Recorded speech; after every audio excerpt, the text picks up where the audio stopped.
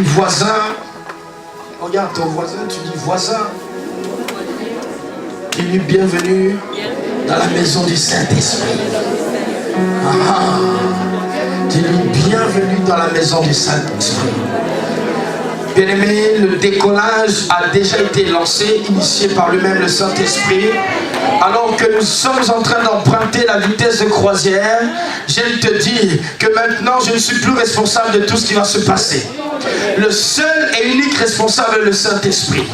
Maintenant, j'aimerais te dire que le décollage a déjà été initié. Destination, le ciel.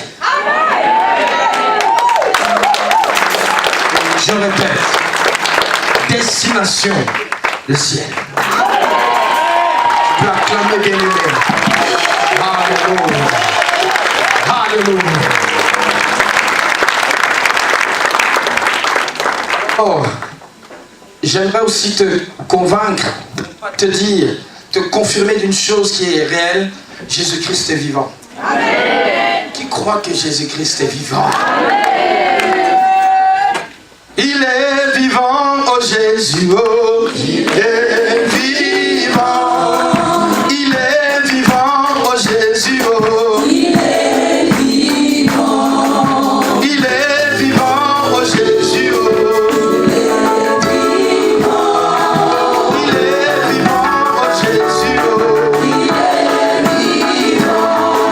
Alors regardez bien, pendant que tu dis qu'il est vivant, danse un peu comme ça. Et en rajoutant tes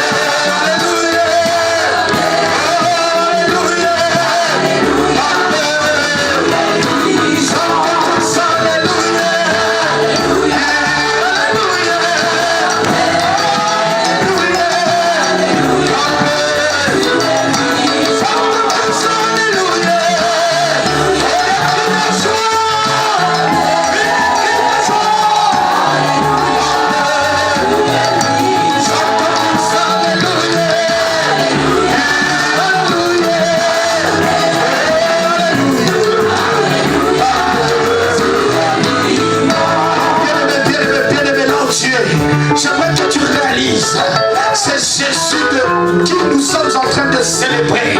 Regarde ton voisin, tu lui dis, vois ça. Je te parle de mon Jésus. Je te parle de celui qui m'a sorti de la mort. Celui qui m'a sorti alors que j'étais dans la drogue, alors que j'étais dans le dépression. Mais il est venu me sauver et il m'a donné sa vie. La vie de Dieu, c'est la vie sauvée. Qui a reçu la vie de Dieu dans sa vie? Chante tous alléluia. Alléluia. Alléluia. Amen. Chante tous alléluia.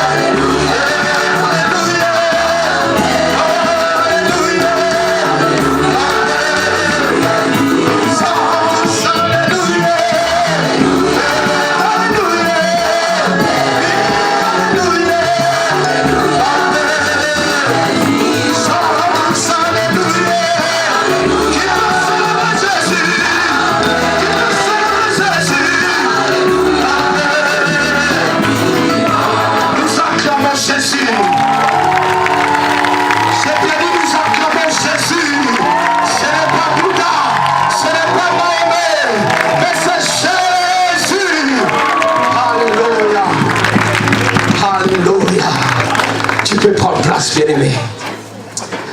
Alors, les chantres, vous pouvez prendre place. J'aimerais vous souhaiter la bienvenue à l'église L'Appel de l'Éternel. Qui peut dire Amen? Amen. Alors, bien-aimé, j'ai cette lourde tâche, pour ne pas dire responsabilité, d'être le premier orateur cette année. C'est particulier pour tous les enfants de la maison de l'Appel de l'Éternel. Remarqueront que je ne suis jamais intervenu le premier. Et vous allez voir pour quelle raison aujourd'hui, pour ne pas dire cette année, je suis le premier. Amen. Vous allez m'aider, s'il vous plaît, à pouvoir accueillir les co-conférenciers de cette année. Amen. Amen. Est-ce qu'il y a l'église L'Appel de l'Éternel dans ces lieux? Est-ce qu'il y a le corps de Christ dans ces lieux? La conférence européenne de la jeunesse de l'Appel de l'Éternel est une conférence ouverte à tous, bien-aimés. Nous sommes appelés à gagner le monde. Et nous n'allons pas prêcher à une dénomination, mais nous allons prêcher au corps de Christ. Amen. Alors vous allez, s'il vous plaît, m'aider à accueillir, s'il vous plaît, les co-conférenciers de cette conférence de cette année 2018. Avec moi, s'il vous plaît, le pasteur Papicho Akio. Oh, tu n'acclams pas bien. Oh, tu n'acclams pas bien. Alors écoute un peu. Il est le pasteur responsable de la jeunesse, Parole du Salut. Amen. Lui-même à la tête de ce grand événement qui est une grande campagne d'évangélisation Gojraf. Ne fût-ce que pour le fruit qu'il porte déjà, nous pouvons acclamer, s'il vous plaît. C'est pour nous un honneur, un privilège de la voir parmi nous. Je croyais que tu allais acclamer plus que ça. Je croyais que tu allais acclamer plus que ça. Alléluia. Alors, nous avons aussi cette année l'immense privilège d'avoir parmi nous, pour cette édition, le prophète de cette génération. Ah oui, un bien-aimé. Cette année, nous ne sommes pas venus blaguer. Nous sommes partis chercher des professionnels du domaine. Oui ou non? Alors je te le dis, bien-aimé, comme comme nous avons déjà lancé les hostilités, nous le faisons avec des professionnels. Alors, il est pétri de talent, pour pas dire pétri de dons spirituels. Et tu vas les voir exprimer de jour en jour. S'il vous plaît, aidez-moi à accueillir le prophète Jonathan Gambella, s'il vous plaît. Oh, tes acclamations sont trop timides. Alléluia. Et qui se met les pieds de celui qui annonce la bonne nouvelle. Jésus. Alléluia. Et j'aime, parce que cette année, il y a une ceinture qu'on a gardée. Et laissez-moi vous dire, cette ceinture, elle est explosive. Il y en a qui s'explosent des bombes qui tuent. Nous, c'est des explosions qui donnent la vie. Vous allez m'aider à accueillir. Moi, je l'appelle mon moi. Il se reconnaît déjà. Alors, il n'aime pas trop qu'on le dise. Mais moi, je l'appelle pasteur. Amen. Parce qu'il est déjà pasteur en exercice. Il est le président de la génération Kabemba. Vous entendez de qui je parle? Bien-aimé, il sillonne le monde. Le jour où je les ai vus écouter, je dis, mais ces gens, ils chantent comment? Ils jouent des mélodies, mais comment? C'est pas possible. Il y en a qui ont quitté le monde juste en écoutant leur musique. Ah oui. Ils ont dit, à partir d'aujourd'hui, ah non, le monde nous a trompés. En réalité, c'est possible en Christ d'avoir de la bonne musique. Et la bonne nouvelle, c'est qu'il ne s'est pas arrêté à être celui qui joue les instruments, mais il est aussi celui qui annonce la bonne nouvelle. S'il vous plaît, aidez-moi à accueillir le pasteur Jérémy Kabemba, s'il vous plaît. Oh, plus d'acclamation pour mon roi. Alléluia. Yes. Amen. Ah. Alors lui, tous les enfants l'appellent l'Éternel, le maîtrisent très bien. J'aime l'appeler l'homme de la situation.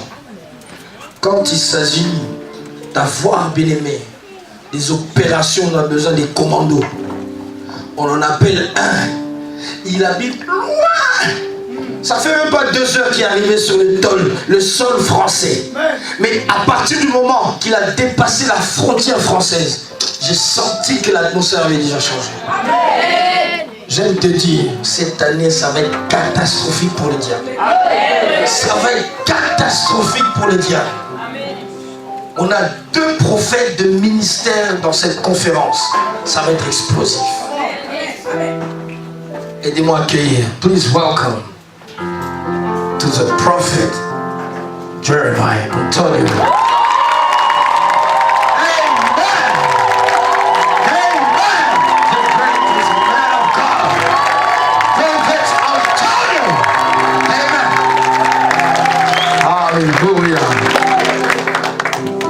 Cette fois-ci, j'aimerais vous dire qu'il est mon frère dans le sang, mais pour pas dire, il est beaucoup plus que ça, un compagnon de guerre.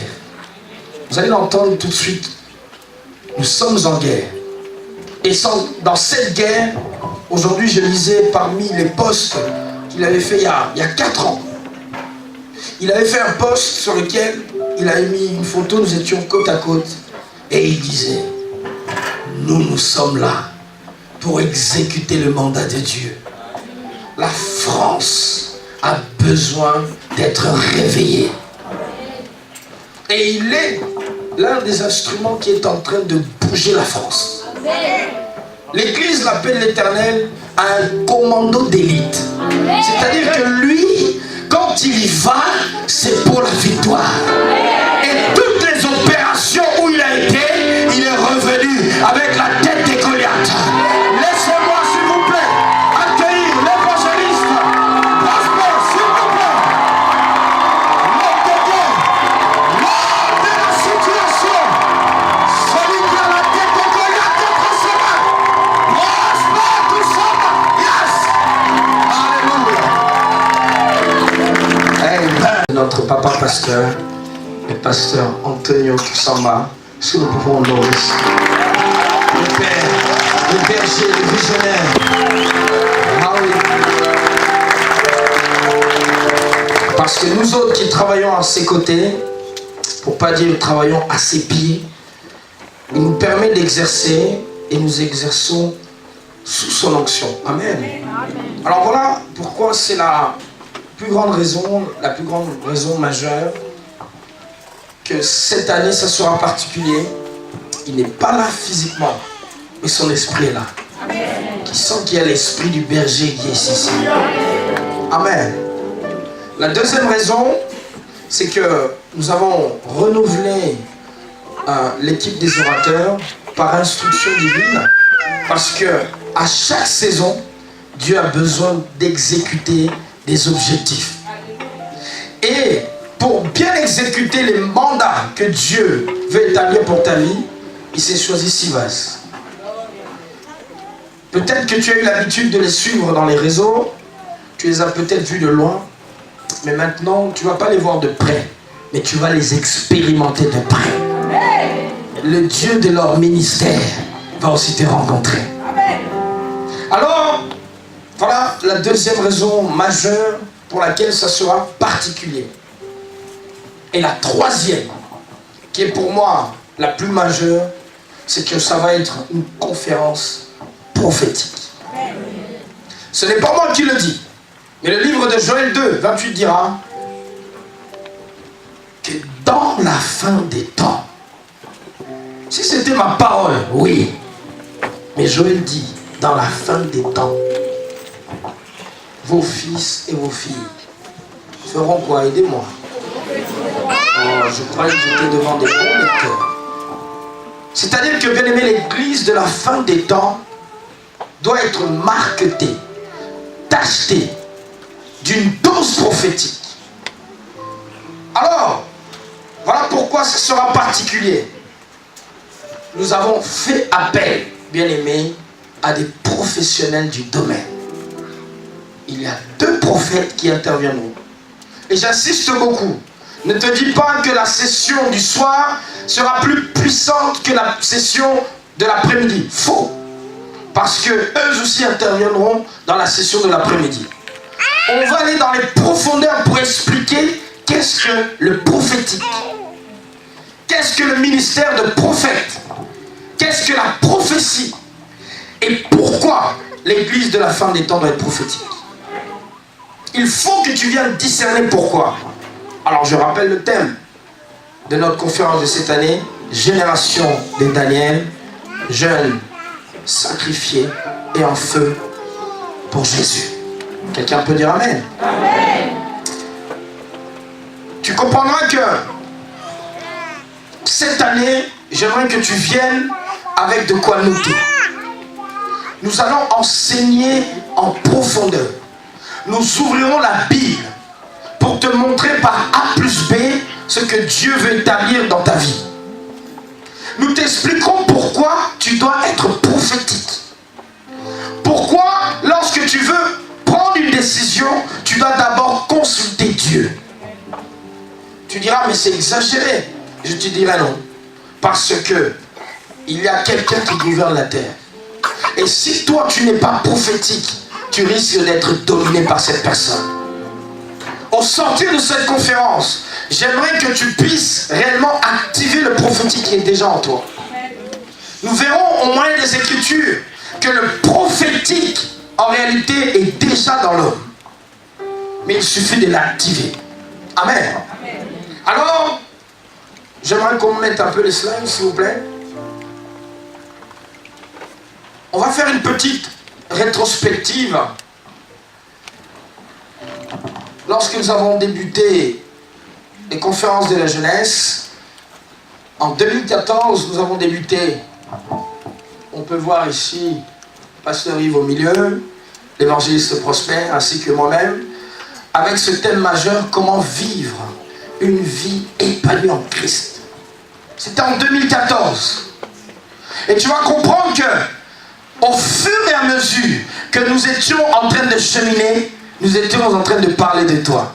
Amen. Tu es peut-être arrivé en 2018, mais depuis là, on était en train de parler de toi. Amen. Pourquoi il faut être épanoui en Christ?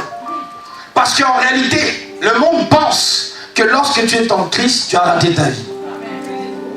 à l'heure, on parlait avec les serviteurs dans le bureau et on se disait même qu'il y en a qui arrivent à penser, à croire que lorsque tu es serviteur de Dieu, tu as arrêté ta vie.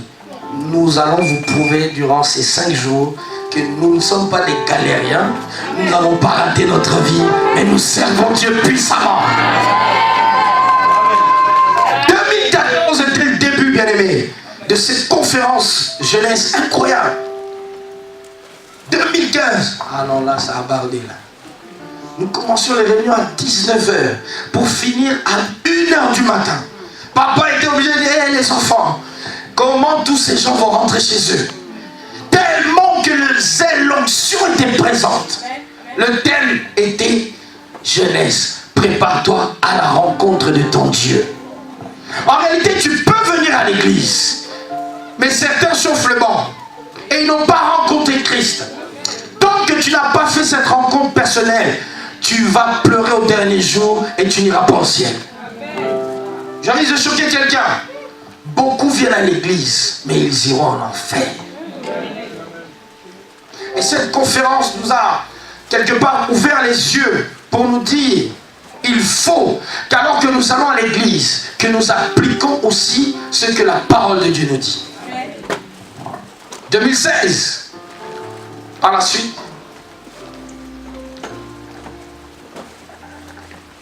la suite,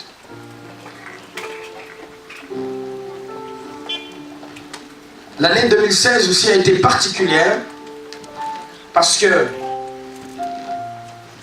là, on a pu comprendre encore une chose, que lorsque Dieu veut exécuter des mandats, il demande 2 choses importantes, l'obéissance et la patience. Beaucoup d'entre nous venons à l'église par habitude, mais ne sont pas obéissants. Peut-être qu'ils sont obéissants, mais ils ne sont pas patients. Et cette année-là, la technique est de nous. Ah, j'aime bien cette photo, mais zoomez un peu là. Ah oui, on va parler un peu de cette équipe. Ah non, c'est une équipe trop grave. Trop grave. C'est pour ça que cette année, le défi est grand. Parce qu'il va falloir encore monter d'un cran. On voit le pasteur Jérémy sur ma gauche ici, le pasteur Pedro moi-même, le pasteur Yves, le pasteur J.R. Issachar, l'évangéliste Prosper et le pasteur Dieu veille. Cette année-là, c'était particulier dans le sens que Dieu voulait encore nous emmener dans les profondeurs. Parce qu'en réalité, bien aimé, le chrétien que tu es doit aimer la profondeur. Tu ne peux pas être un chrétien fragile, un chrétien léger. Non. Parce qu'en réalité, quand le monde te voit, il voit Dieu. Et lorsque toi tu es léger, tu es en train de montrer que Dieu est léger. Voilà pourquoi la génération dans laquelle nous sommes, on doit présenter un Christ qui est puissant. Et cette équipe était, je le dis pour moi, une équipe taillée pour ses exploits. Amen. On peut mettre le slide, la suite. Et nous y sommes maintenant cette année avec ce thème majeur, génération de Daniel. Sincèrement avec moi, quand tu as vu ce flyer, qu'est-ce que tu as senti? Franchement, moi-même j'avais des frissons.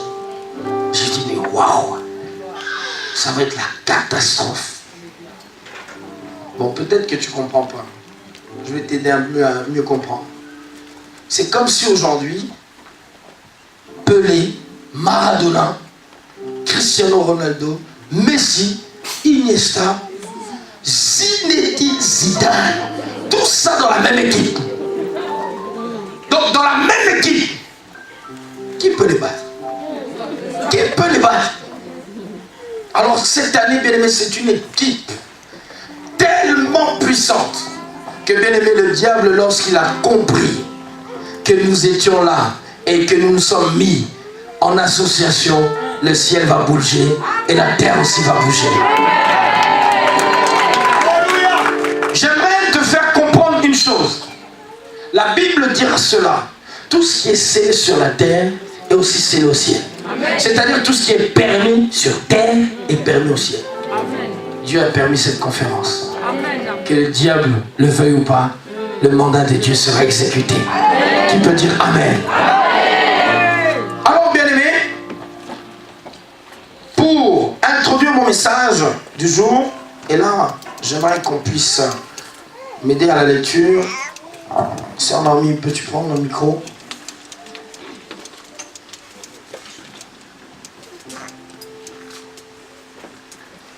Nous allons lire le livre de Daniel.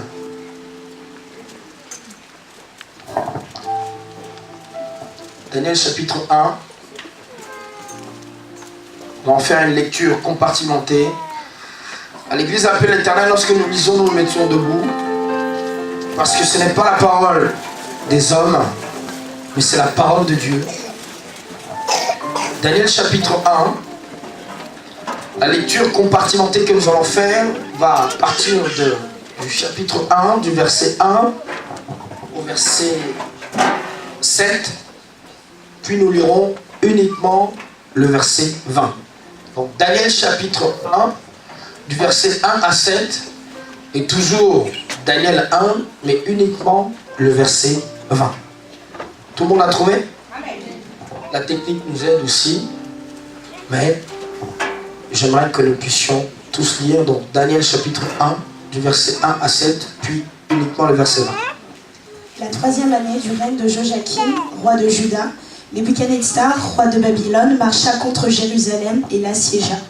Le Seigneur livra entre ses mains Joachim, roi de Juda, et une partie des ustensiles de la maison de Dieu.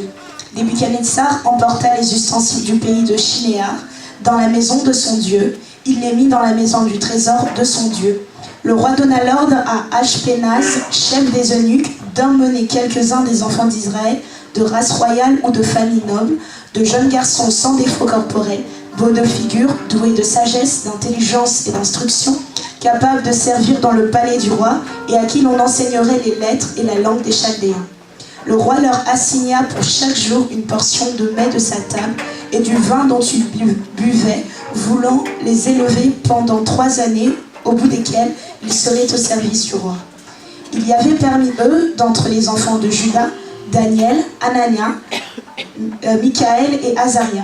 Le chef des eunuques leur donna des noms, à Daniel celui de Bel-Sachar, à Anania celui de Shadrach, à Michaël celui de Meshach et à Azaria celui d'Abed-Nego. Verset 20. Sur tous les objets qui réclamaient de la sagesse et de l'intelligence, et sur lesquels le roi les interrogeait, il les trouvait 10 fois supérieurs à tous les magiciens et astrologues qui étaient dans tout le royaume. Amen. Parole du Seigneur, nous pouvons prendre place. Alors, dans les prochaines minutes, nous allons pouvoir enseigner. Et tu comprendras que par la suite, nous aurons un temps de prière qui va quelque part nous aider à comprendre la quintessence de ce que Dieu veut relâcher durant ces 5 jours. J'aime te dire que nous n'allons pas attendre la fin de la conférence pour voir ce que Dieu veut faire. Mais dès aujourd'hui, Dieu a commencé. Il n'y a aucun jour où Dieu, lorsqu'il créait, n'a pas dit que les choses étaient bonnes. Au contraire, à chaque jour, il disait que les choses étaient bonnes. Mais un jour, il a dit que c'était très bon. Nous y arriverons aussi là. Alors, bien-aimés, dans cette grande thématique de génération de Daniel, on peut se dire qu'il y a beaucoup d'éléments qu'on pourrait aborder. Je vous le dis, aujourd'hui je n'aborderai pas tout. Parce que quelque part, je n'ai pas le mandat de pouvoir tout dire en une seule soirée. Tu as remarqué qu'aujourd'hui je serai le seul orateur. Les autres aussi auront de la part du Seigneur un message à te délivrer. Et j'en suis certain que certains d'entre vous seront bénis pour ne pas dire tous. Bien-aimé aime être enseigné. Parce que celui qui n'est pas enseigné risque d'être emporté par tout vent de doctrine. Aujourd'hui, certains diront que la Kabbale est la vraie religion. Je dirais même plus plus loin. La Kabbale est une vraie religion. L'islam est une religion. Le catholicisme est une religion. L'hindouisme est une religion. Le hip-hop est une religion. Ah, j'ai peut-être choqué quelqu'un.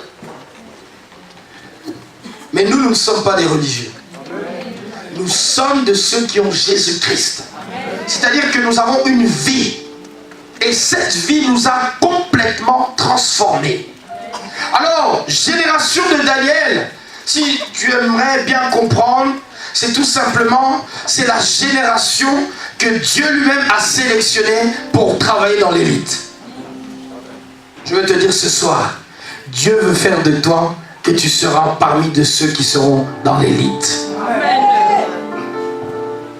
Alors, Daniel et ses compagnons ont été emmenés en Babylone. Là, bien-aimés, ils sont partis en captivité. Mais tout en étant en captivité, Dieu a fait quelque chose d'incroyable. Il ne les a pas rendus esclaves comme les autres. Mais malgré qu'ils étaient esclaves, on les a mis à part pour les éduquer, pour les élever. L'église, bien-aimée, de la fin des temps doit être éduquée par Dieu, doit être élevée par Dieu. Le monde élève aussi ses standards. Le monde élève aussi certaines doctrines. Mais si, bien-aimé, tu es à l'église, tu seras élevé par la parole de Dieu. Amen, amen. Daniel et ses compagnons ont eu des instructions. Alors qu'ils étaient en Babylone, ce qui est remarquable, ils n'ont pas été élevés par la parole de Dieu, mais ils ont été élevés, bien-aimés, par les principes qui régnaient en Babylonie. J'aimerais t'emmener tout doucement à une compréhension. Le monde dans lequel nous vivons est régi par des lois. Que tu le veuilles ou non, comme tu es dans ce monde, ces lois risquent d'influer ta vie. Je vais te donner un exemple. Aujourd'hui, Dieu a décidé qu'en région parisienne, il allait faire 26 degrés. Qui est-ce qui a dérogé à cette loi? C'est Dieu qui a établi cette loi.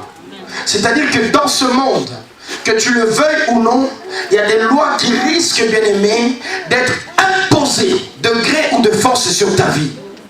J'aimerais te dire, tu as fait comme Daniel. Tu as emporté ton Dieu avec toi.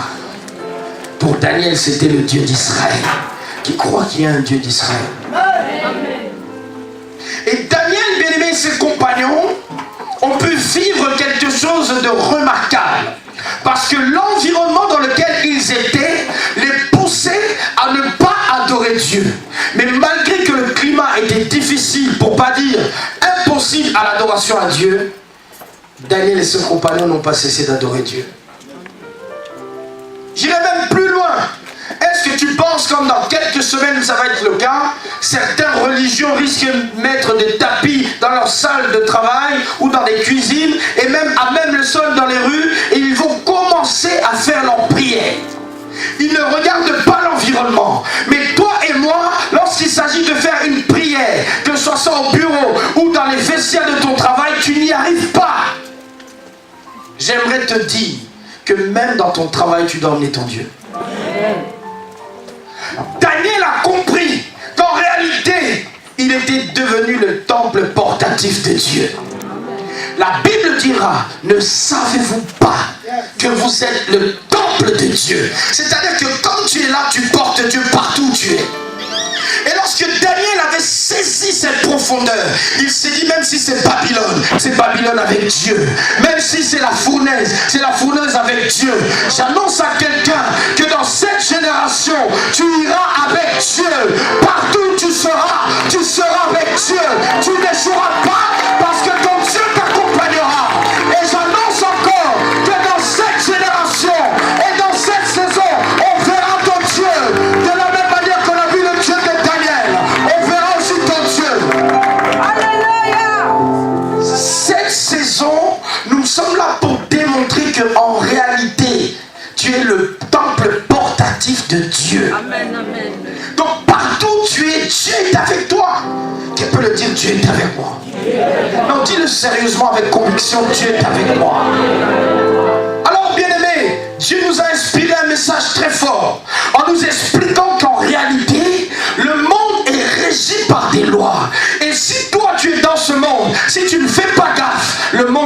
est sur toi. Mais j'ai cette parole qui dit, j'ai vaincu le monde. Cet homme n'était pas un homme ordinaire. Il était extraordinaire. Son nom était Jésus. Et il a dit, j'ai vaincu le monde. Qui croit qu'avec Christ, il a vaincu le monde? Que même s'il est dans ce monde, mais comme il a Christ, celui qui a vaincu le monde, toi aussi tu vaincras, bien-aimé. Et bien-aimé, Dieu nous a parlé sur cette sphère d'influence. En réalité, lorsque le peuple d'Israël est sorti d'Égypte, ils ont rencontré des difficultés, pour ne pas dire ces peuples qui étaient dans cette contrée de Canaan. Et ces peuples étaient les Jébusiens, les Cananéens, les Étiens, toutes les histoires qui finissent avec les 1 là. Donc tu comprends, c'est compliqué.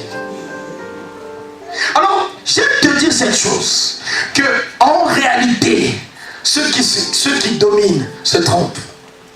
Parce que le gouverneur du ciel descend aussi sur terre. Alléluia. Et c'est le Saint-Esprit qui gouverne le ciel. Il viendra gouverner avec toi sur la terre. Alléluia. Alors les 7 sphères d'influence, bien-aimés, c'est tout simplement pour expliquer que en réalité, l'Église doit être prête à aller dans le monde. Parce que la Bible dit, Dieu a tant aimé le monde qu'il a donné son Fils unique. Il n'a pas aimé les chrétiens, il n'a pas aimé les Africains, il n'a pas aimé les Européens, mais il a aimé le monde. Qui croit qu'il était dans le monde?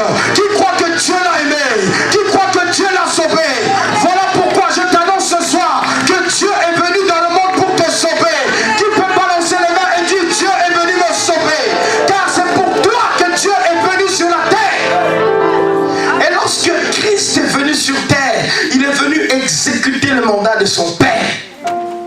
Jésus était venu pour sauver le monde. Le problème que nous avons aujourd'hui, nous avons préparé les chrétiens à bien prier en langue. Il y a l'un de mes fils, il va se reconnaître ce soir. Il me dit, oh, j'aimerais bien prier en langue. Comment faire? Oh là là, quand je te vois prier, c'est grave. Je lui dis, laisse tomber. Si je te donne mon CV, mon gars, tu vas pleurer là. Ah! Il me dit, j'aimerais être comme toi. Dans mon cœur, je dis, Dieu, épargne-le. Épargne-le. Il ne sait pas qu'est-ce qu'il dit.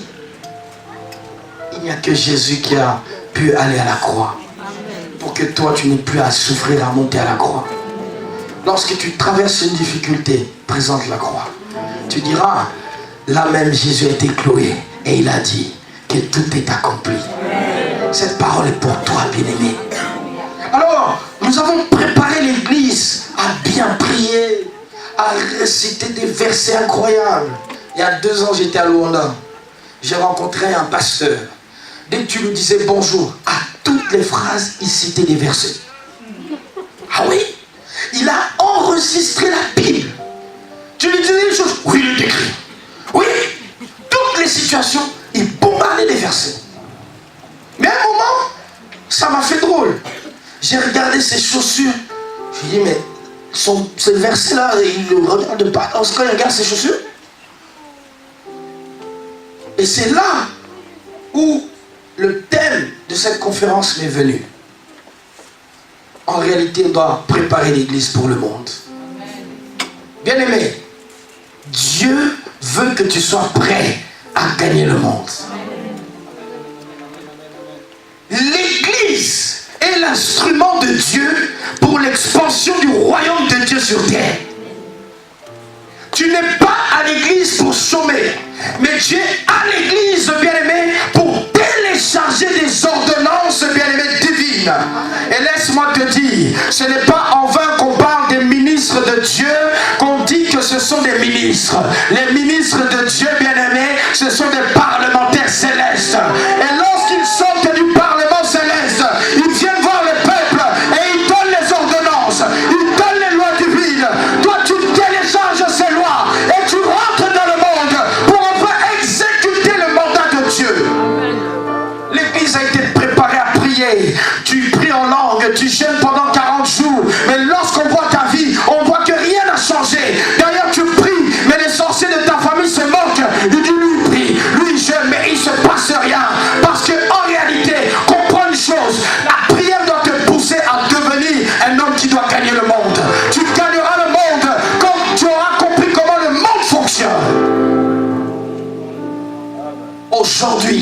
il faut que tu saisisses que l'Église doit être prête à gagner le monde. Et la génération de Daniel, c'était l'Église de Dieu qui avait compris. Nous sommes à Babylone, mais même le roi dira, le Dieu de Daniel.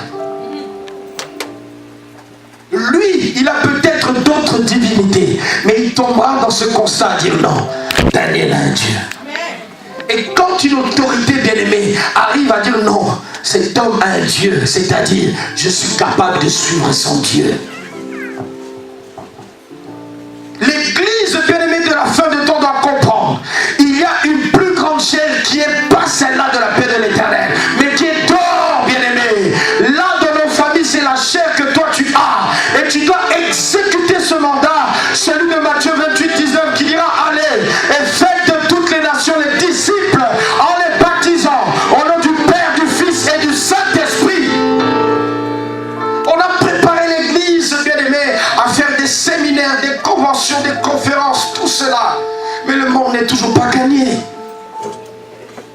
Regardez notre pays, la France. Je commencerai par la première sphère d'influence qu'on doit gagner.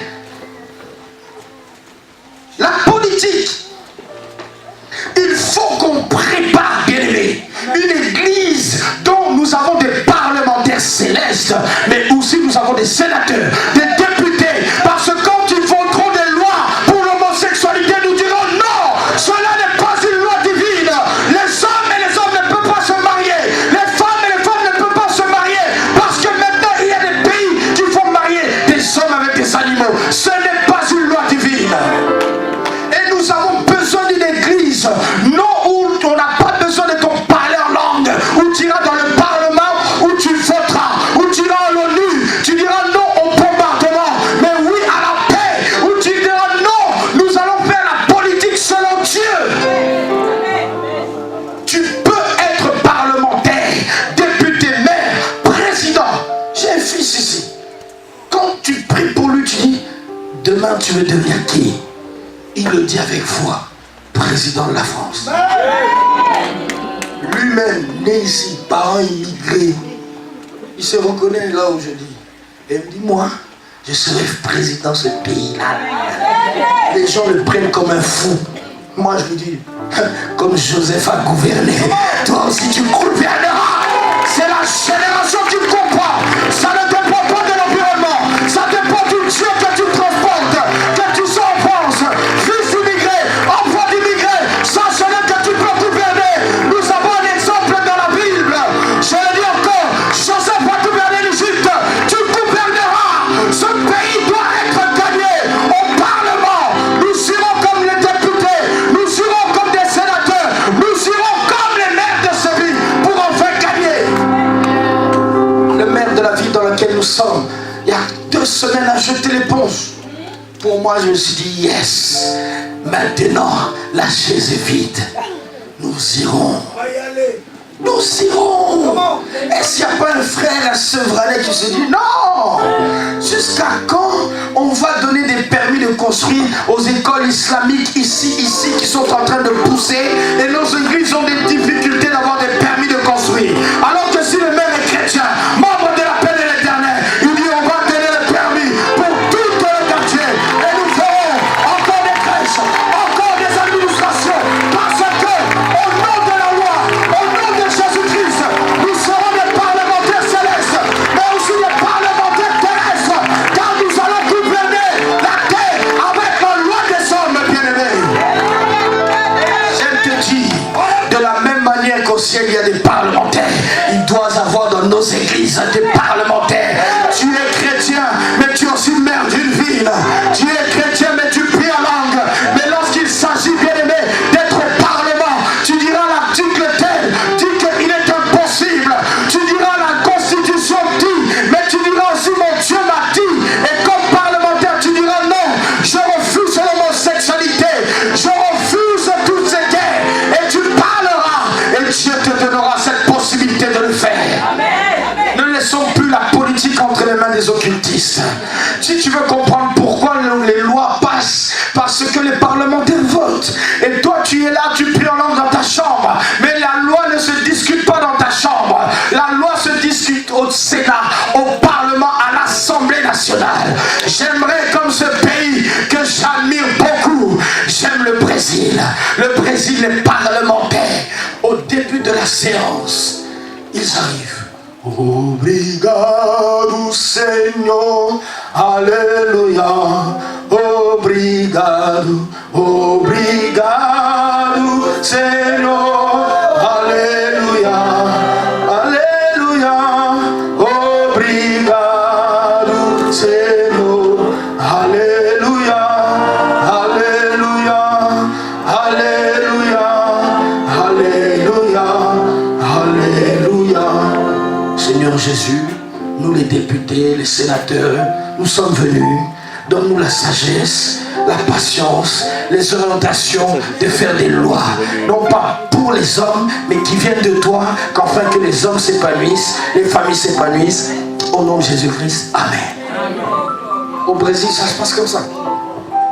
Quand est-ce que la France ça pourra se passer comme cela? Parce que, bien aimé, la politique est un domaine dans lequel nous devons y aller.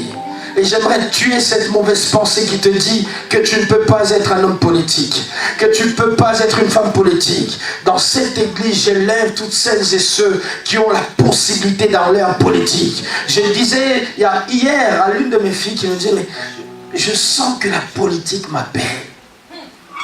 Et je lui ai dit, de la même manière que tu as compris que la politique t'appelle, fonce.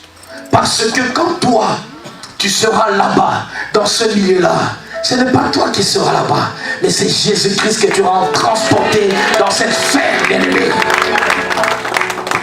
Aujourd'hui, nous devons aller en politique. Nous devons préparer des sénateurs, des députés qui iront même au Parlement européen, à Strasbourg, pour choisir des lois. Alors j'ouvre encore cette belle parenthèse. Si tu veux comprendre pourquoi il y a eu une grande vague d'immigrés syriens, afghans en Allemagne, parce que celle qui gouverne l'Allemagne, la chancelière Angela Merkel, est fille de pasteur. Alors dans son éducation, elle a compris que finalement, mon père m'a toujours dit qu'il faut accueillir tout le monde.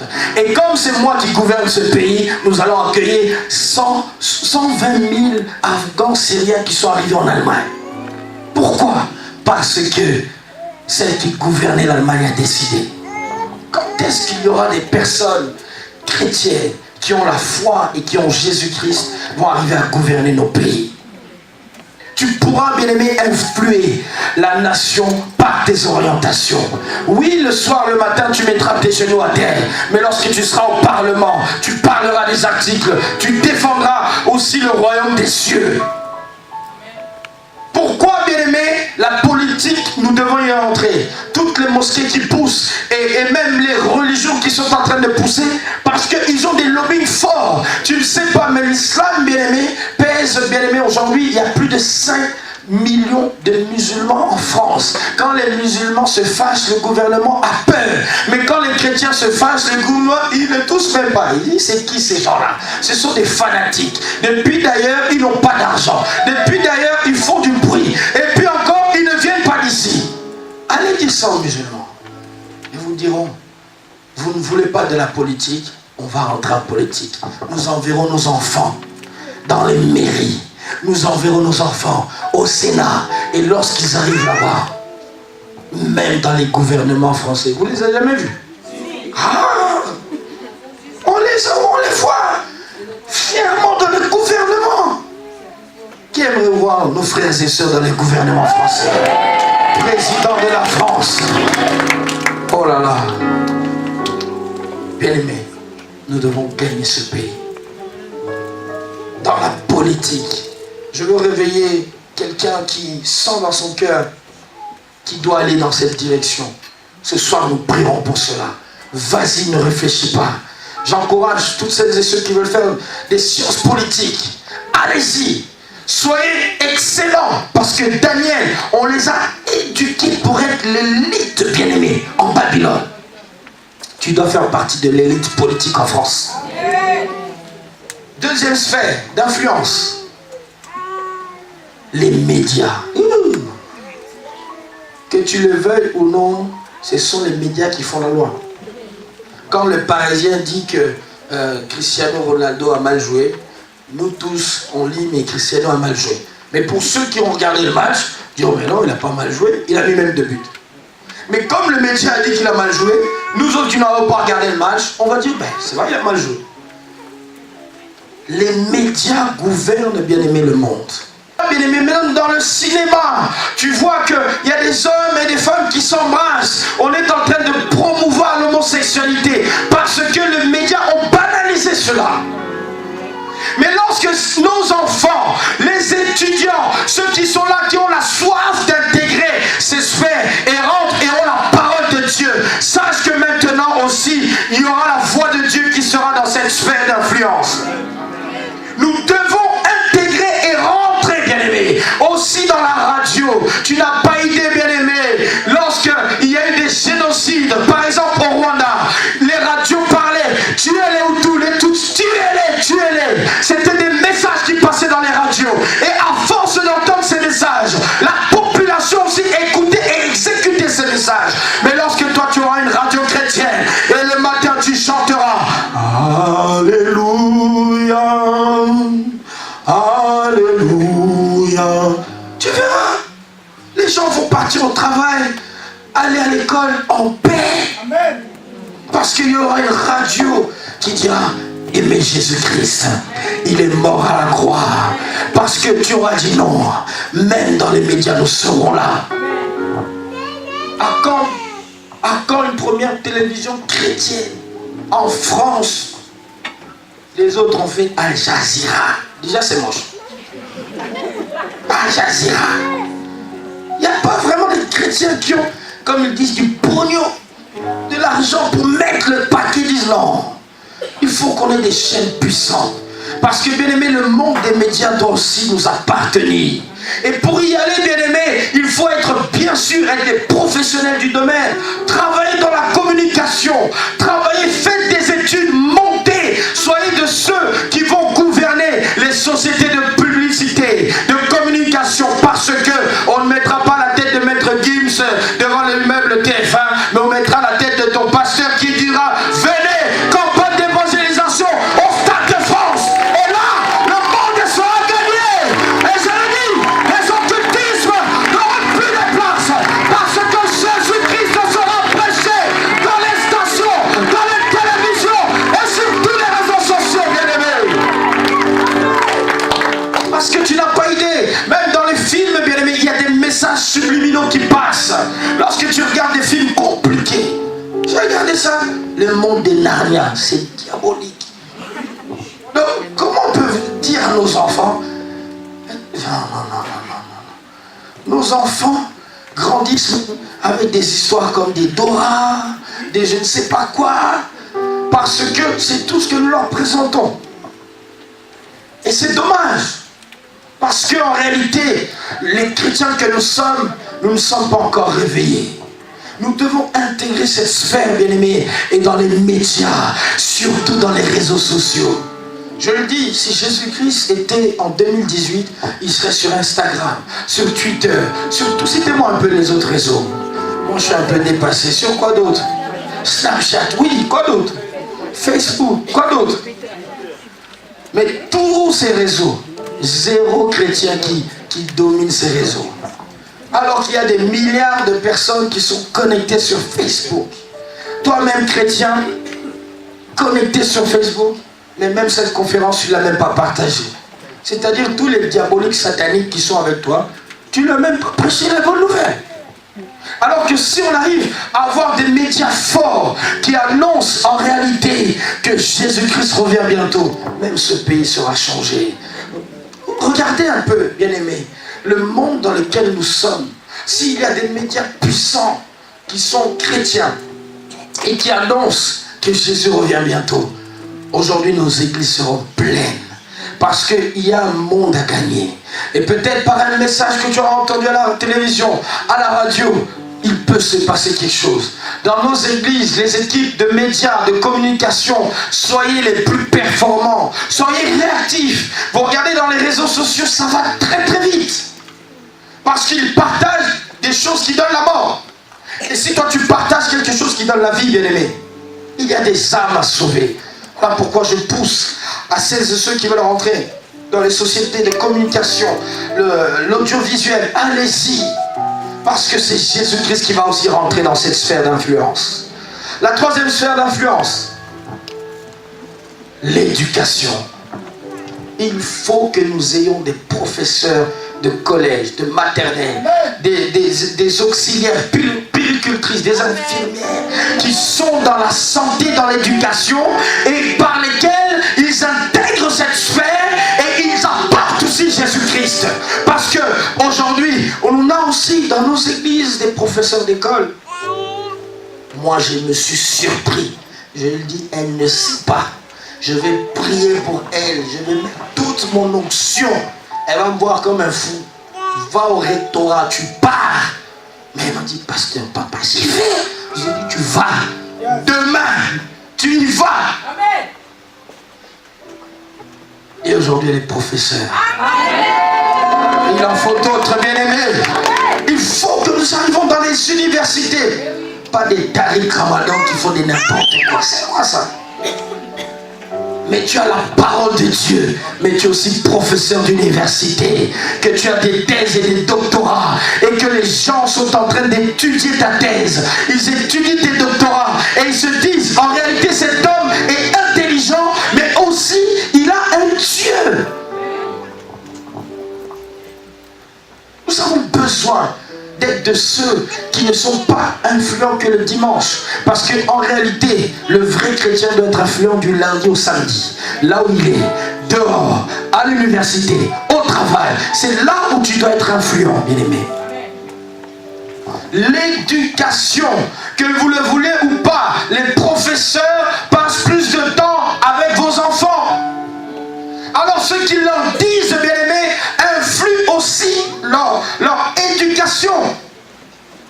Et c'est comme cela qu'on dira, ben oui, l'homme descend du singe. C'est l'éducation qui nous l'apprend à l'école. Et toi et moi, que nous venons à l'église, qui a créé l'homme? Non, dis-le avec conviction. Je veux que nos enfants, lorsqu'ils vont à l'école, qu'on leur dit non, il y a eu le Big Bang, l'homme était un singe, l'homme de Cro-Magnon, mais après, il y a eu des dinosaures. Tu dis non, non, non.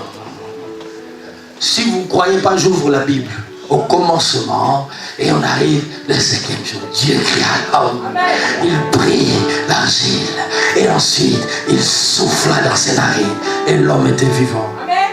Il faut que tu puisses dire cela à tes enfants.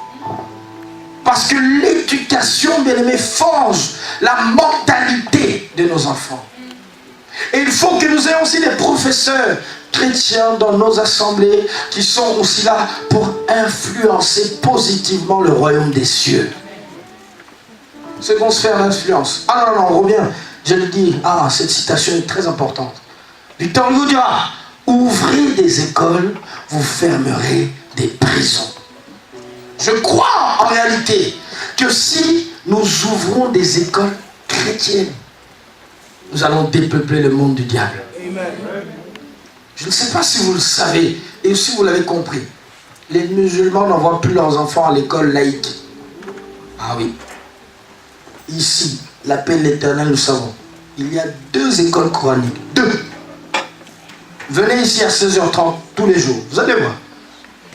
Et même, ils osent venir dans notre parking se garer avec leur longue barbe. Non.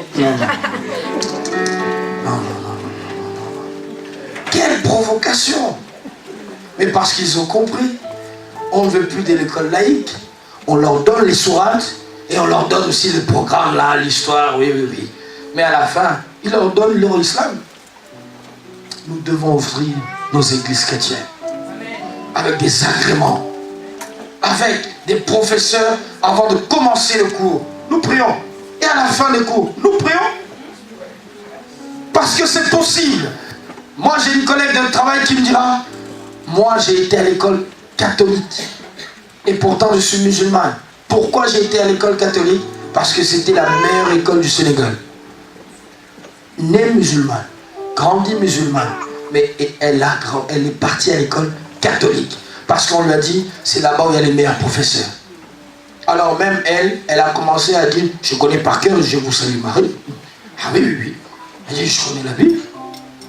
C'est-à-dire, même si elle est musulmane, mais les préceptes du catholicisme l'ont influencé.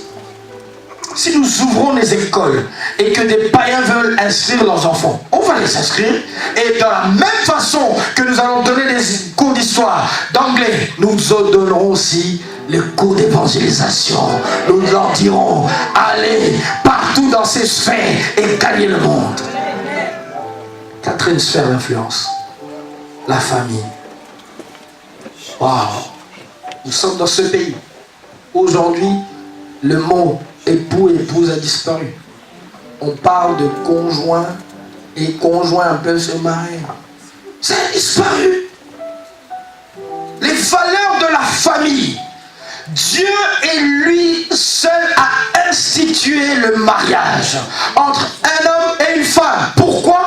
Pour qu'ils puissent avoir des enfants et donc constituer une famille. C'est-à-dire que Dieu est l'initiateur de cette institution qu'on appelle la famille. Mais maintenant, les fondamentaux bien-aimés de cette sphère ont été ébranlés. Pourquoi? Parce qu'on est en train d'élever des familles monoparentales. Maintenant, je ne sais pas quel terme ils vont utiliser, homosexuel parental ou comment, je ne sais pas comment on va dire. Mais je ne sais pas. Parce qu'en réalité, demain tes enfants vont arriver et ils te diront, Justine, Carole, elle a 2 mamans. Il a 2 papas. Pourquoi? Parce que les valeurs familiales se sont ébranlées. Mais demain, lorsque nous aurons des députés chrétiens, de la paix de l'Éternel, du corps de Christ, qui sera là, on va dire, nous allons abroger cette loi. Et nous dirons que si tu vas devant le maire, ce sera toujours monsieur et madame. Jamais monsieur et monsieur. Jamais madame et madame. La famille bien-aimée est cette sphère d'influence dans laquelle nous devons encore aller au travail. Parce qu'il faut qu'il y ait des éducateurs pour dire non, la valeur familiale doit demeurer parce que c'est Dieu lui-même qui a instauré la famille. Qui peut dire amen?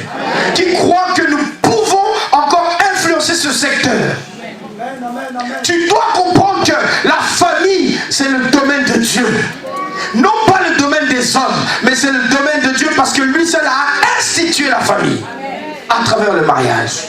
Alors tu comprendras que même toi-même, regarde un peu ta famille, le modèle de famille que tu as, et tu te diras non, même si ma famille est compliquée, je crois en ce Dieu-là qui peut donner une nouvelle forme et une autre direction à ma famille. Amen. Mais d'abord l'Église, revenons à nous-mêmes, regardons nos familles et disons Seigneur, nous voulons être à ton image. 5e sphère d'influence, la religion. Ah oui. La religion. Laissez-moi vous dire que ce secteur-là est très important. Imaginez-vous que même pour dire le premier jour du Ramadan, c'est le ministre de l'Intérieur qui vient à la télévision. Et il dit, aujourd'hui c'est le premier jour du Ramadan. Vous n'êtes pas choqué de cela?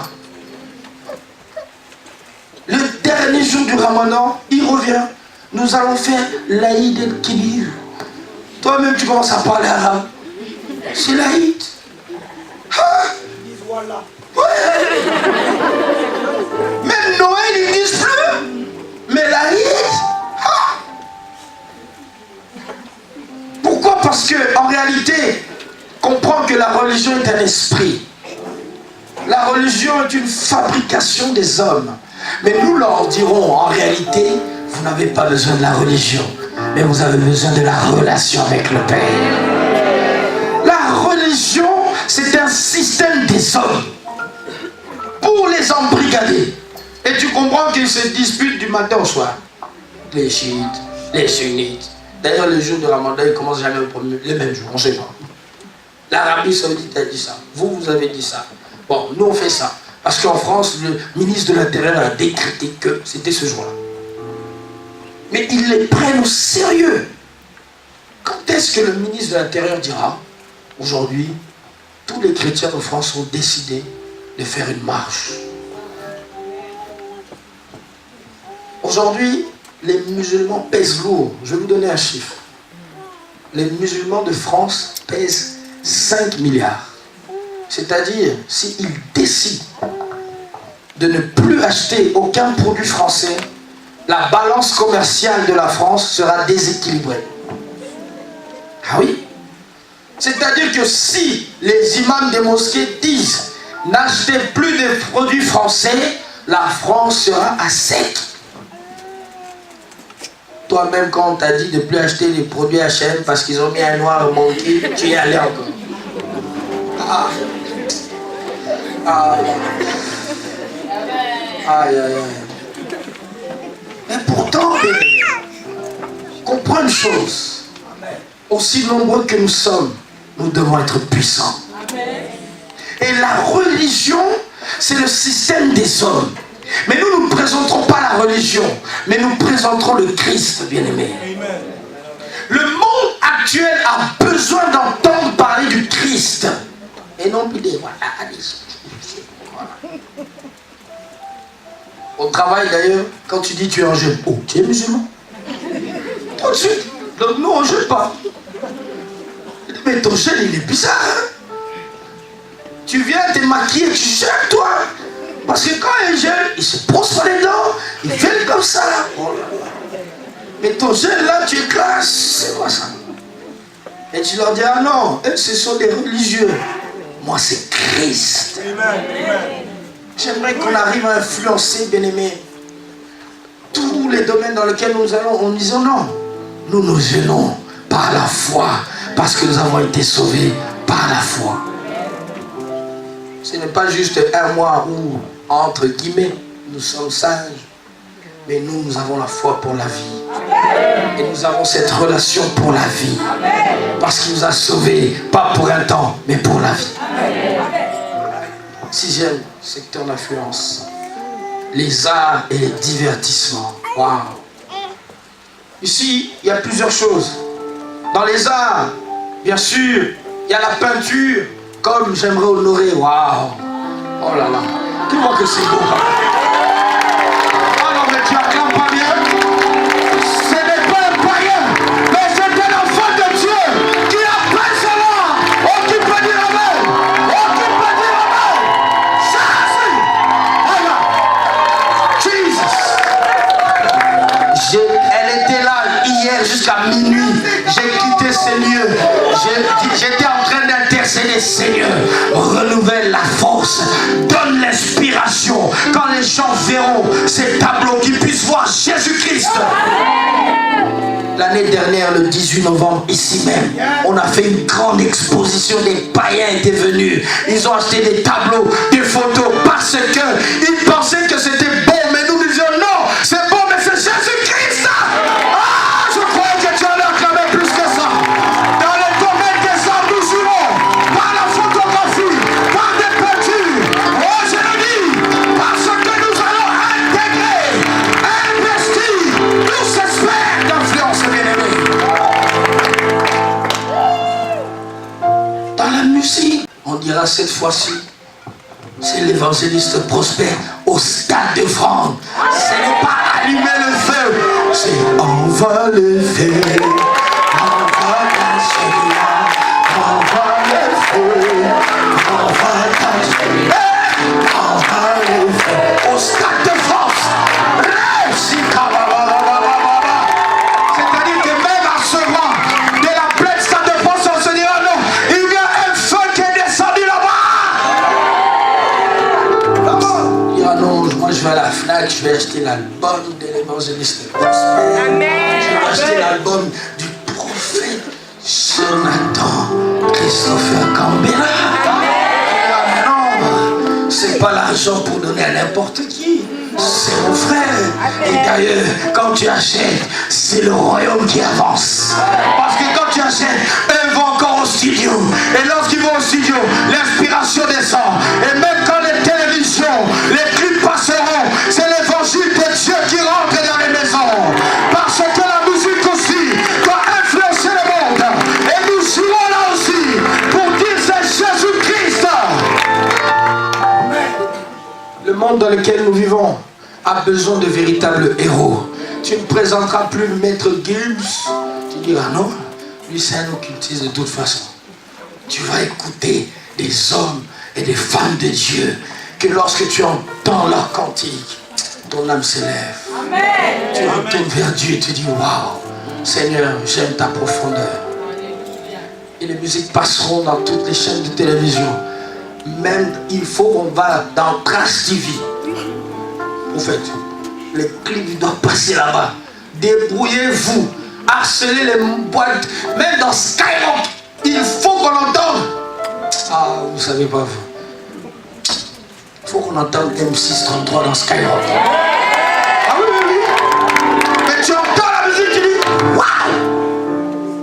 Parce que, bien aimé, même si ce sont des chaînes de stations païennes, mais nous pouvons y aller pour une arme d'évangélisation.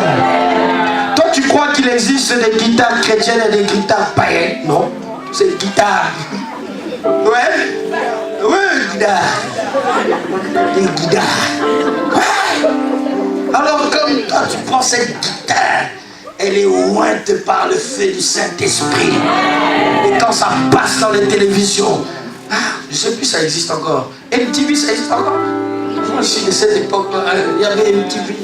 Aujourd'hui, c'est quoi? C'est Trace, c'est quoi encore? Dis-moi les... Oh, tu fais comme tu ne sais pas. Oh. Dis bien. C'est quoi? Aidez-moi. Je ne vais pas vous suspendre. Dites bien. On va régler ça après. Il faut que nous rentrons là-bas. Même si ce sont des païens, des occultistes, mais nous irons. L'art et divertissement. Dans la mode, on doit y aller. Moi, j'ai vu une période des sœurs à l'église. Elles toutes ont fait des coupes comme ça. Même des mamans. Elles ont rasé. J'ai dit, mais ça, c'est quoi ça? Elles vont au salon, on dit, je vais la coupe Rihanna. Et elle dit, mais pasteur, tu connais pas? Mais c'est Rihanna. Je dis, mais c'est diabolique. Pourquoi tu fais pas la coupe de mon passé? Tu sais ça? Non, c'est Rihanna. Même les sœurs. J'ai dit, non, c'est... Donc même là-bas, on doit influencer. Dans la mode, il faut qu'on ait des créateurs de mode, des designers chrétiens. Et non des John Galliano, des Gianni Versace. Déjà, vous comprenez, leur sexualité est compliquée. Donc quand ils font leur mode là, même les vêtements des garçons, c'est compliqué. Tu vois, c'est homme, mais c'est féminin.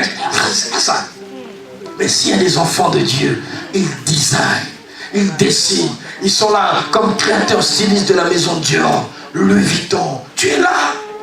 On n'appellera plus Stella McCartney pour faire la ligne de H&M, mais on t'appellera, tu y vas. Et tu signes la collection. Par le sceau du Saint-Esprit. Il faut qu'on y aille. Beaucoup d'entre vous, vous voyez, vous êtes ici. Ah, mais le frère, qui t'a invité? Celui qui m'a invité. Comment il s'appelle? Il s'appelle Diaz. Oh, Diaz. Ah bon? Vous ne savez pas. Il y a 4 ans, j'étais sur les Champs-Élysées. Il était dans ma voiture. C'est moi qui conduis. Il a juste baissé la vitre. Toute la voiture était environnée. Je dis, mais... Donc les gens s'arrêtent pour prendre des photos avec toi. Moi, j'ai changé des couches à toi. C'est quoi cette histoire? Quoi? Maintenant, lui, un jour, le jour de mon anniversaire, il a posté ma photo de lui et moi. Moi aussi, j'ai dit, bon, après tout ce mon anniversaire, je poste la même photo. Moi, j'ai eu 15 personnes qui ont dit, like, share. Lui, 2000 personnes, j'ai dit, quoi? Mais c'est ma tête là pourtant ici. Comment ça? Et j'ai compris une chose, que même dans les médias, il faut qu'il y ait des hommes puissants et influents. Ils viennent à l'église, mais on leur bombarde le Saint-Esprit. Tu es sur Facebook, tu es sur Instagram, on te voit, tu as des langues, mais tu as Jésus-Christ. On te voit que tu as un look, mais tu dis c'est Jésus-Christ. On dira, tous les dimanches, il est à l'église, et il est bombardé de révélations célestes. Nous irons dans les réseaux sociaux pour bombarder la bonne nouvelle. Jésus revient bientôt, et il revient. Jesus. Qui va y aller? On a besoin des hommes et des femmes influents dans les réseaux sociaux. Pasteur, pas pitié, nous c'est grave. Ils sont là, mais ils like pas. Ils like tout le monde. Non, sauf les likes. J'ai fait ma promo. Instagram. Petro TSB1. Faut que tu m'ajoutes. Aujourd'hui même. Ajoute. Quand toi tu mets like, moi je dis yes. Et c'est cherché. Je le dis bien aimé. Là aussi nous devons y aller sérieusement. Et pas des Facebook compliqués. Il faut que ça soit beau. Il faut que ça soit classe. Un occultiste regarde. C'est trop beau, ça ne peut pas être chrétien. Lorsqu'il lit le verset, Jean 3,16. Ça, c'est un verset bombe atomique. Même s'il regarde ta photo, il lit les versets, le message rentre. Un homme qui a créé la belle entreprise Microsoft avait un rêve que dans toutes les maisons des Américains, il y ait un ordinateur. Et les Américains, pour ne pas dire le monde entier, a fait de lui l'homme le plus riche du monde. Vous savez de qui je parle? Non, dites-le bien.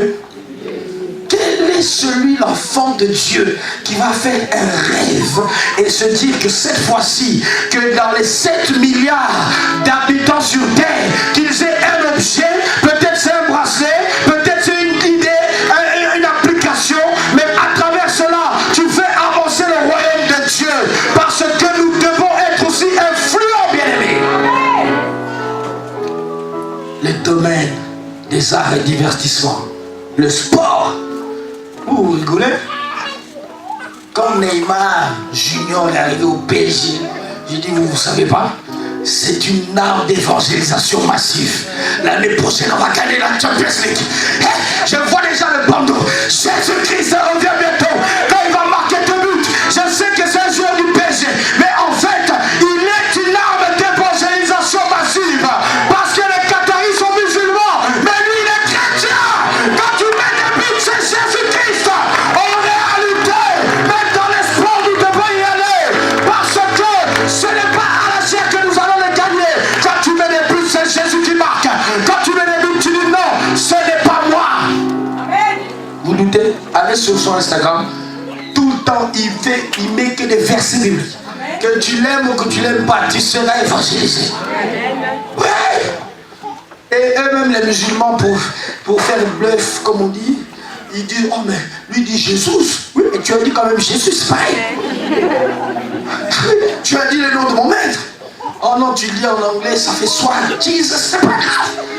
Parce que même dans les sports, on doit y aller. Alors, ici, je prie pour tous les joueurs de football. On leur bombarde une option. Tu vas au PSG, ils vont te prendre. Tu vas à Lyon, ils vont te prendre. Tu vas à Toulouse, ils vont te prendre. Tu vas à l'équipe nationale, ils vont te prendre. J'aime le dire, bien-aimé. On doit y aller. Dans le sport. Parce qu'en réalité, il faut que tu arrives à saisir. On doit gagner le monde. Et quand toi, tu es un sportif accompli, imaginez-vous, Teddy Riner est membre de l'appel de l'Éternel. Tu penses que vraiment on va crier, on dit seulement, Teddy Riner est pris ici, musulman, bouddhiste ou comment, tu vas venir.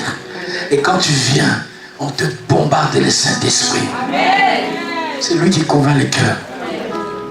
On a besoin d'hommes et de femmes qui vont se dire, oui, je vais exceller dans les sports, mais pour présenter Jésus-Christ. C'est pour cela, moi, je prie pour tous celles et ceux qui ont des rêves d'atteindre les plus hautes sphères dans le sport. Parce que Daniel et ses compagnons étaient l'élite. Tu n'es pas bien-aimé en Christ pour échouer. Mais lorsque tu es en Christ, tu es propulsé pour la gloire. Parce que la Bible dira, en Christ en nous, c'est l'espérance et de la gloire. Et c'est comme cela dans les sphères dans lesquelles tu dois aller, tu dois exceller. Les sportifs ont un rayonnement incroyable. Je vais vous ouvrir une grande parenthèse. Ça ne vous choque pas que les 2 grands sportifs actuellement, qui sont Messi, Lionel Messi et Cristiano Ronaldo, ont des noms qui rappellent le Christ? Ça ne vous choque pas? Ça ne vous frappe pas? Lionel Messi, Cristiano. L'air de dire que peut-être pour toi tu ne le sais pas. Mais lorsque le monde le voit, mais c'est Christ, c'est qu'on entend. Tu dis bien Cristiano, Messi, le Messi. Même si on sait que nous, il est déjà venu et qu'il revient bientôt. Mais lorsqu'ils entendent parler de lui, ils se disent... Alors comprends une chose. Même les sports, nous devons y aller. Prions beaucoup pour celles et ceux qui sont des bons sportifs. Ne bloquons pas leur expansion. Ne leur disons pas non, viens toujours à l'église. Il y a un temps pour tout. S'il doit aller à l'entraînement pour aller à l'équipe de France, l'église entière va prier. Et lorsqu'il sera aux Jeux Olympiques et qu'il portera la torche et la flamme olympique, on dira c'est un enfant de Dieu qui porte cela. Et lorsqu'il allumera la flamme, on dira c'est Jésus-Christ à travers lui qui porte la flamme olympique. On doit y aller, bien-aimés. J'aime les équipes de football où tu vois qu'il y a des chrétiens. Parce que lorsqu'ils sont en déplacement, ils chantent Jésus-Christ. Ah, l'équipe de RDC, j'aime bien. Quand je regarde ça, je dis, même s'ils sont compliqués, parce qu'il y a des musulmans là-dedans, mais ils chantent Jésus-Christ. Parce que l'équipe chante et ils pensent que c'est un cri de guerre, mais en fait, c'est un cri d'évangélisation. Moi, j'aime. Parce qu'en réalité, lorsqu'on est dans le milieu sportif, le prophète Jonathan Gabola pourra même souligner, c'est un grand sportif, vous voyez là. Lui-même en parlera, un grand judoka. Lui-même en parlera. Mais je vous le dis, quand tu es dans le domaine sportif, on te dira toujours, prends des petits trucs, des substances, ou fais ça, fais ça, fais ça. Alors que toi, tu présenteras Jésus-Christ. Pendant un temps, à l'équipe de France, l'homme le plus influent de l'équipe de France était Franck Ribéry. Avant le match, il est là au milieu de ces prières compliquées. Tout le monde voit, c'est un musulman. Et les autres, même pour faire des croix bizarres, ça c'est pas Jésus-Christ ça. Mais plutôt, quand tu gagnes le match, tu dis oui, le Seigneur Jésus-Christ m'a donné la force, l'équipe a gagné, mais je sais que c'est Dieu qui me donne la vie. Bonne journée, fin d'interview. Mais au moins tu auras placé Jésus-Christ. C'est pas un péché, hein? Ils ne vont pas couper au montage, dis-le bien. Tu le mets au début, tu le mets au milieu, tu le mets à la fin. Qu'il coupe. C'est déjà passé. Alors comprends, bien-aimé, nous devons aller dans toutes les sphères. L'église, bien-aimé, c'est qu'une petite partie. Nous venons à l'église pour télécharger la méthode de Dieu pour gagner le monde. Et cette conférence va nous aider à aller encore plus loin. Parce qu'il y a de plus grandes chaires qui sont à l'extérieur que nous devons gagner. Tout ce que nous sommes en train de dire, il va falloir y aller. Le cinéma, c'est juste incroyable. Quand je vois le Bishop T.D. Jakes, qui a déjà vu un film de Bishop T.D. Jakes? Il fait des films remarquables. Parce qu'en réalité, il montre au monde de Hollywood, qui est un monde d'occultisme. Moi, je vous présente Jésus-Christ. Il ne fait pas des films où les homosexuels se font des... Non. Il parle d'amour. Il parle de la nouvelle naissance. Il parle de l'avènement de Jésus qui revient bientôt. Toi qui veux devenir cinéaste, scénariste, vas-y. Parce qu'on a besoin. Pas que lui. Surtout vous les sœurs. Vous regardez Nollywood. Nollywood. Aïe. Toujours des noms compliqués. La belle-sœur du frère a mangé. Oh. Mais là, dans ce film, on est en train de bombarder l'évangile. Et en disant, c'est pas Bienvenue chez les Ch'tis qui fait la plus grande rentrée, mais c'est le film Jésus revient bientôt. Vous avez peur de mettre le nom de Jésus. Il y a un homme, Pascal Obispo. Spectacle, Jésus. Tu vas les musulmans, ils disent, bon, moi, l'évangéliste m'a donné ce cadeau d'anniversaire, je suis parti, la salle était archi pleine. Il y avait tout le monde. J'ai vu des voilés, j'ai dit, hé Jésus, tu es trop fort. Pourquoi? Parce qu'il faut que les enfants de Dieu aient vraiment cette foi de dire, même au cinéma, même au théâtre, même dans les comédies musicales, on présentera Jésus. Tu mettras juste Jésus, ils vont venir. Ne déguise pas, non. Je mets juste, il revient, et après ils verront c'est Jésus. Mets-le bien. Jésus revient bientôt. la foi, bien-aimé. Ce domaine est hyper important. Parce que à travers toi, nous verrons Jésus-Christ. Amen. La septième et dernière sphère d'influence, l'économie et la finance. Oh, là j'aime bien. Là on est dans mon domaine. Donc quand toi tu arrives à la tour de la défense Société Générale, tu sonnes, là ça s'appelle l'ascenseur, tu montes et tu arrives au 19e étage et que tu vois tout Paris, l'Arc de Triomphe, et quand tu t'assois dans ton bureau, tu dis, mais nous aussi les enfants de Dieu on peut être là, hein? Ah ouais. Alors je vais te raconter cette petite histoire.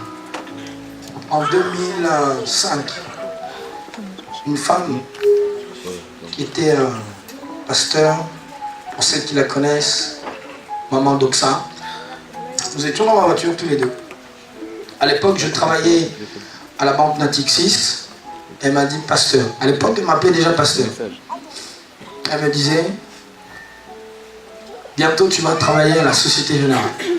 Je lui ai dit, maman, désolé, je déteste la défense.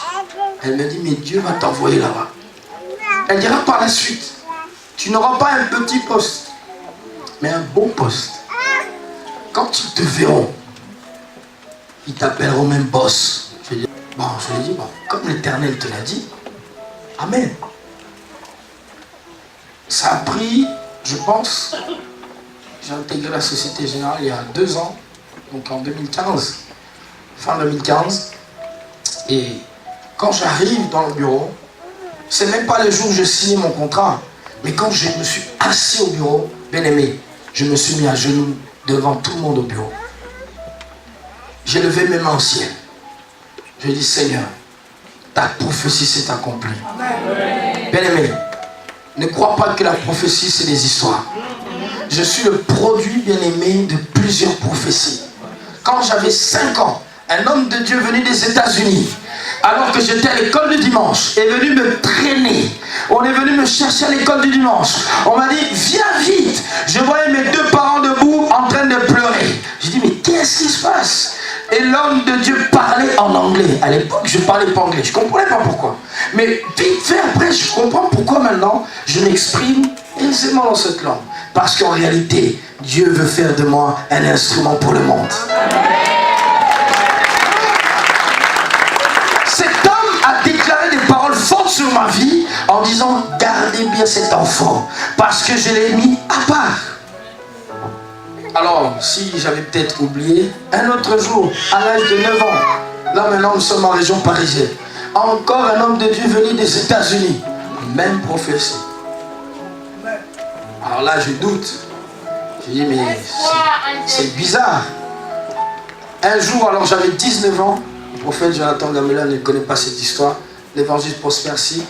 On était dans l'église du feu pasteur Joseph Longonzo. J'étais tout au fond derrière. L'évangéliste Prospère était devant, il chantait, etc. Et à la fin, le pasteur prend le micro et dit, le frère là-bas au fond là, toi, oui, toi, normalement tu ne dois pas être assis là-bas. Tu dois être assis avec nous les serviteurs ici. Je lui dis, mais qu'est-ce qu'il raconte? Et il est venu juste à côté de moi. Il dit, c'est de toi que je parle. À la fin, viens me voir. Même quand tu essayes de te cacher, la Bible dit, la prophétie, elle marche. Elle court jusqu'à son accomplissement. Même si elle tarde, elle s'accomplira certainement. Bien-aimé, nous allons activer toutes les prophéties et les promesses de ta vie. Parce qu'elles s'accompliront. Les prophéties fortes qui ont été déclarées sur ma vie, elles sont à peine en prémisse.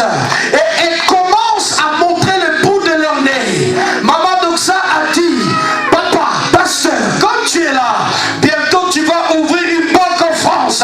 Bien-aimé, je crois que cette prophétie va s'accomplir. Et lorsqu'elle s'accomplira, je le dirai, Dieu, tu as parlé, Dieu, tu as accompli. Nous aurons des portes chrétiennes. Là où il y aura des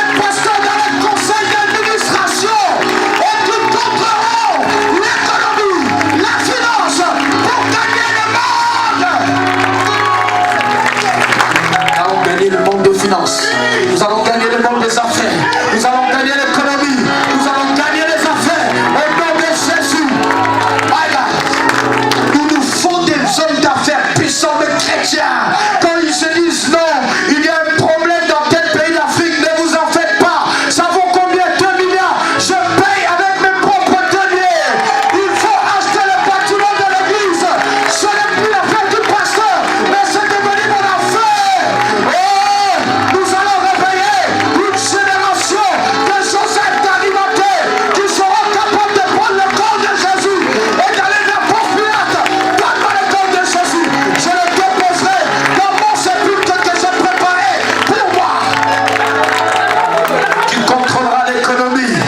Oh, oh, oh, oh. Nous allons réveiller une armée d'hommes et femmes d'affaires qui seront influents, qui seront les PDG des plus grandes entreprises du CAC 40.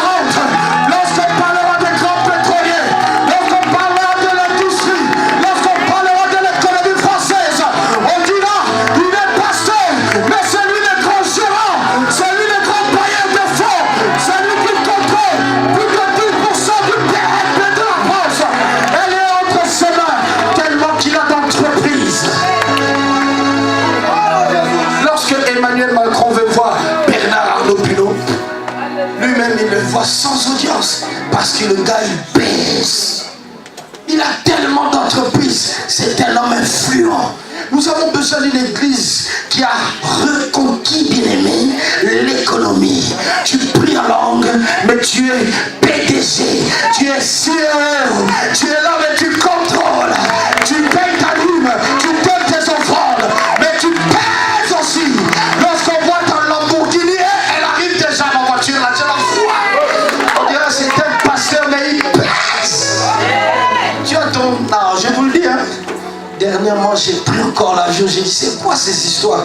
Avant 3 heures, avant que l'avion décolle, on te fait venir. Mais tu as ton avion. Tu dis, Jack, il a son avion. Et puis il prend l'avion, il dit, je pars. Sans passeport, sans visa, les gens, ils se débrouillent là-bas. Il prend son avion, il décolle. On a besoin des chrétiens puissants économiquement. Lorsqu'on dira, on a besoin d'un... Ah non, non, non, non, c'est trop fort. C'est trop fort. Maman Rosine, lève tes mains là où tu es. Lève tes mains là où tu es. Oh my God. Lorsqu'on parlera Oh my God. des grandes chaînes de coiffure, Oh my God. on ne parlera pas de je ne sais qui. Non, c'est dira. C'est la chaîne Rosine Coiffure.